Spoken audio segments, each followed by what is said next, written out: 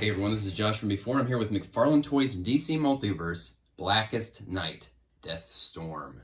And those of you who have been hankering for some non-Batman characters in the DC Multiverse line, I mean, at this point we're getting lots of Flash characters, lots of Lanterns. Obviously Deathstorm here is Black Lantern. So rejoice. They are starting to fill out more corners of the DC universe. Here's that for you if you need it. I got this guy through McFarlane Toys store. They had a bundle price, and I used this promo code MTS10 for another 10% off, and that got it all under retail price. Pretty good deal. They're really starting to make up for the shipping costs and ship very, very early. Let's go ahead and get this guy out of here. We'll be saving the Atrocitus pieces for another review, so he'll have his own video once we get through this wave. All right, fresh out of the box, initial impressions, pretty freaking awesome. I think this guy's gonna be pretty cool. But you know, I gotta take a moment to say that if you are a fan of this channel and you want to show your support, I have a comic book Kickstarter going on right now. As of the time of this recording, we're less than $150 away from our goal, and we're not even halfway through the campaign yet.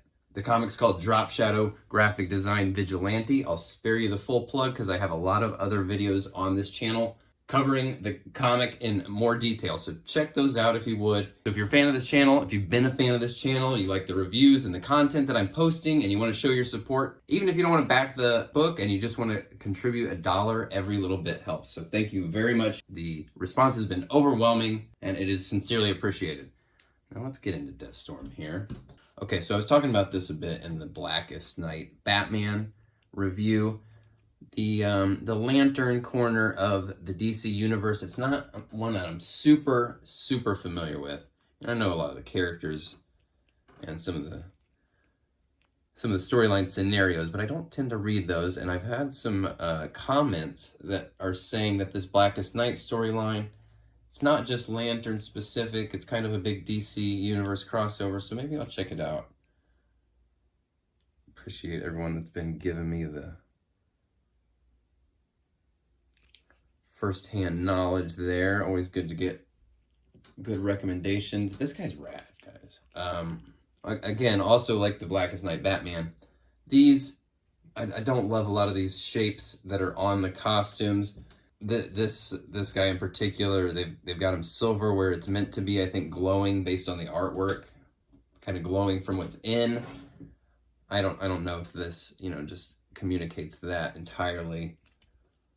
I don't hate it. I just almost wish it was just kind of this creepy Ghost Rider Grim Reaper looking guy without these embellishments. They just look a little cheap. So I've been gabbing about him and moving him around a little bit. You see he's got a decent amount of movement. That's pretty fun. I mean, the detail on his head is dynamite. I already looked at that pretty close. He's got this T. He's got this nice rotator cuff area here.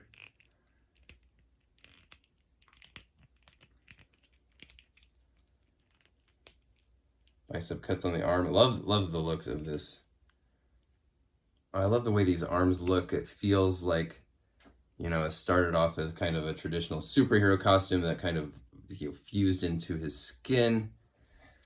I don't know exactly, like when he sort of bonded with the Firestorm Matrix. There's also kind of like more than one person inside here, right? He doesn't, his torso doesn't move quite as much as that Blackest Night Batman, but that's not nothing, you know what I mean? So he's got a little bit. He's not, maybe not full crunch, but not nothing.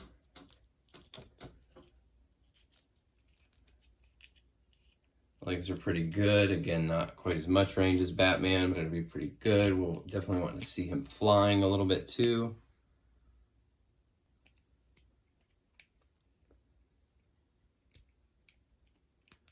No sculpted ankles and wrists on this guy, but the ankles are tucked way up under there. Tons of range. These are soft right here, so they give quite a bit when you want to move those ankles around. Toes, of course. Pretty cool. Like I said, not being a huge lantern geek, personally, this guy's a little off my radar and not a huge draw for me. Of course, I'm a big fan of the flaming skeleton head. Everything else below the neck is pretty cool and all. You know, the look of this suit that's like, feels a little bit like a symbiote. It feels a little bit like rotten flesh. It's pretty cool. It's just a little forgettable. And then again, like these little embellishments, they don't appeal much to me. He's got this lantern that looks very good. And that is meant to go in this hand, which is very pliable. That goes in there very easy. You can hold it thusly. Underhand grip as well. That's a solid accessory. I mean, it's a little plain Jane, but I mean, what are you gonna dress it up with? Makes sense to me.